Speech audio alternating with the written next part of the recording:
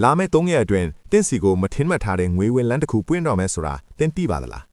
ဒီနမိတ်ကိုလက်လွတ်မခံမိဖို့ဘာတွေပြင်ဆင်ထားမလဲဆိုတာအခုပဲနားထောင်ကြည့်လိုက်ပါအားလုံးပဲမင်္ဂလာပါ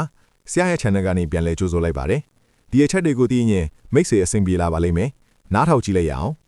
ဗိုလ်တခုတောက်တပိများသည်ယခုကာလအတွင်းလူမှုရေးတွင်အလုတ်အကုံများတွင်ကိုပြုလုပ်ထားသောအရာများအသီးအပွင့်များခံစားရမည့်ကာလဖြစ်ပေသည်မိမိသည်သူတစ်ပါးအပေါ်မကောင်းသည့်စိတ်ပြားနှင့်ပြုလုပ်သောအရာများကောင်းရသောစိတ်နှင့်ပြုလုပ်ထားသောအရာများအကျိုးကျေးဇူးကိုထမ်းစားရမည့်ကာလဖြစ်ပေသည်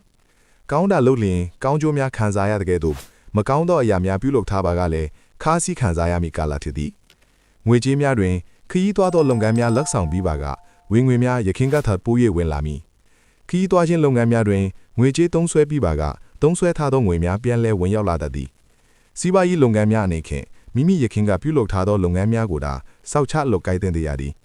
လုပ်ငန်းအသစ်များတိုးချဲ့ခြင်းမပြုလုပ်သင့်သေးပေယာဒူးများနှင့်ပတ်သက်၍အမျိုးသမီးအကြီးအကဲတဦးဦး၏ကူညီထောက်ပံ့မှုဖြင့်ယာဒူးသို့လစာတိုးခြင်းများခံစားရတတ်သည်ဘေးပတ်ဝန်းကျင်မနာလိုသူများ၏တွေးထိုးစကားများလည်းရှိနေတတ်သည်ပညာရေးတွင်လည်းအမျိုးသမီးအများစု၏ကူညီလမ်းပြမှုများကြောင့်ပညာသစ်များစီပူးလေ့လာခွင့်ရလိမ့်မည်ကျန်းမာရေးတွင်စိတ်မလန်းမှုများဖြစ်ပေါ်ပြီးအတွေးရောင်ချနှင့်အထီးကျန်တကဲ့သို့ခံစားရလိမ့်မည်အခြေရေးတွင်ချစ်သူထံမှမမျှော်လင့်သောတန်ဖိုးကြီးလက်ဆောင်ပစ္စည်းများရတတ်သည်အထူးသဖြင့်လိင်တူချစ်သူများပိုမိုရရှိတတ်သည်